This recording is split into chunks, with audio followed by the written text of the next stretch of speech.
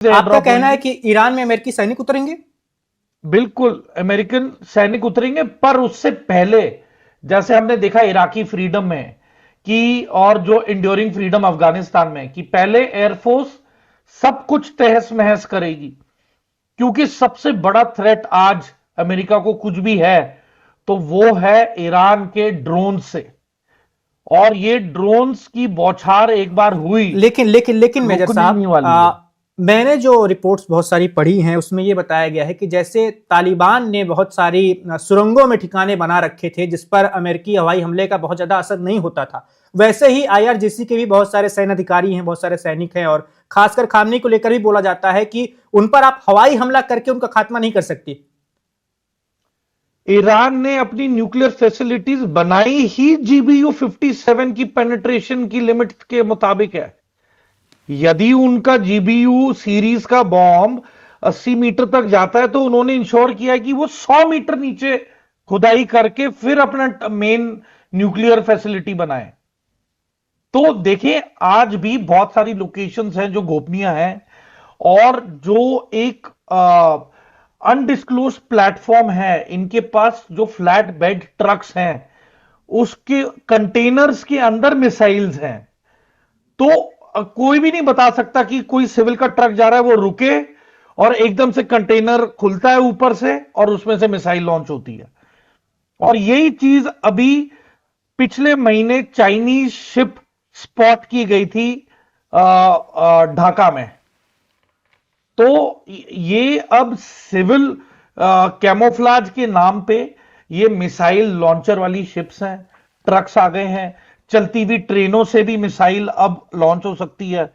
तो ये जो मोबाइल लॉन्चर्स हैं इनकी इंफॉर्मेशन आखिरी दम तक अटेन करना बहुत ही मुश्किल होता है। तो देखें, अमेरिकन और मोसाड अभी एडी चोटी का जोर लगा रहे हैं कि कहां कहां पे इनका सबसे थ्रेटनिंग आर्सेनल, मिसाइल्स, असला, बारूद और मैन पावर कहां पे स्थित है।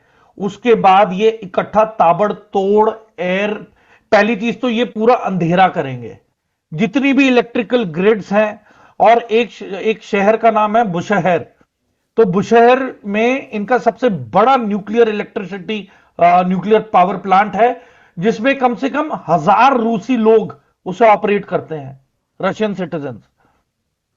तो ये इन सारी व्यवस्थाओं को, इलेक्ट्रिसिटी ग्रिड्स को ऑफलाइन करेंगे, फिर ये पूरा इनका कम्युनिकेशन ब्लैकआउट करेंगे, और उसके बाद जो इनके एजेंट्स हैं वो सैटेलाइट फोन्स और अन्य कम्युनिकेशन इक्विपमेंट के थ्रू इनको गाइड करेंगे, और रात के अंधेरे में हो सके तो ये खोमेनी को निकलवाने की कोशिश करेंगे जैसे वेनेजुएला में किया है।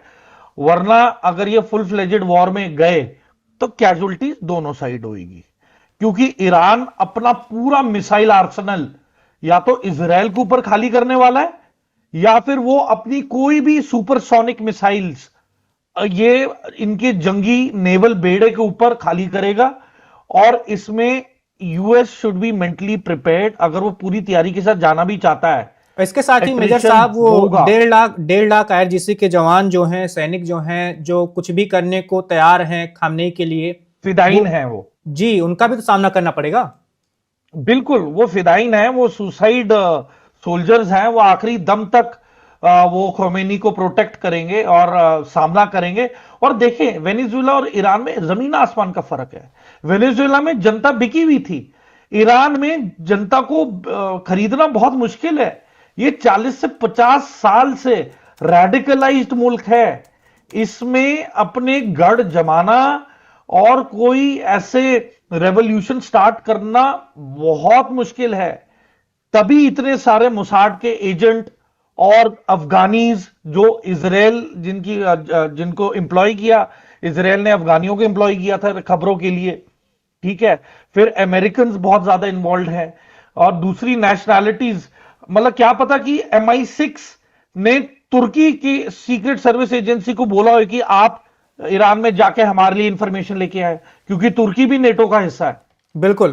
तो देखें, ये बहुत ही एक पेचीदा नेटवर्क है, और ये लड़ाई के काफी साल बाद बहुत सारी किताबें लिखी जाएंगी, बहुत सारी बातें उभर के बाहर आएंगी, और यह भी पता चलेगा किस तरीके से इंटेलिजेंस नेटवर्क अंडरग्राउंड और इसमें आईआरजीसी के भी कुछ ना कुछ एजेंट शामिल होंगे, एक दो टॉप ब्रास भी शामिल होंगे जो धोखा दे रहे हैं, जैसे इजिप्ट में हुआ था इजराइल के खिलाफ जो 6 डे यॉम किपुर वॉर था। तो उसमें कहते हैं इजिप्ट के और सीरिया के, तो कहते हैं सीरिया के तो defence minister was a Mossad agent, जिनको इन्होंने पब्लिकली एग्जीक्यूट करके उनकी बॉडी तक नहीं दी है अभी तक। वो अभी भी आई थिंक सीरिया से उन्होंने लेबनान या कहीं पे उनका शरीर को भी छुपा के रखा है कि वापस ना दें इजराइल को। तो देखिए इनके ऊपर एक सीरीज भी बनी है नेटफ्लिक्स पे, the spy. Subscribe to One India and never miss an update. Download the One India app now.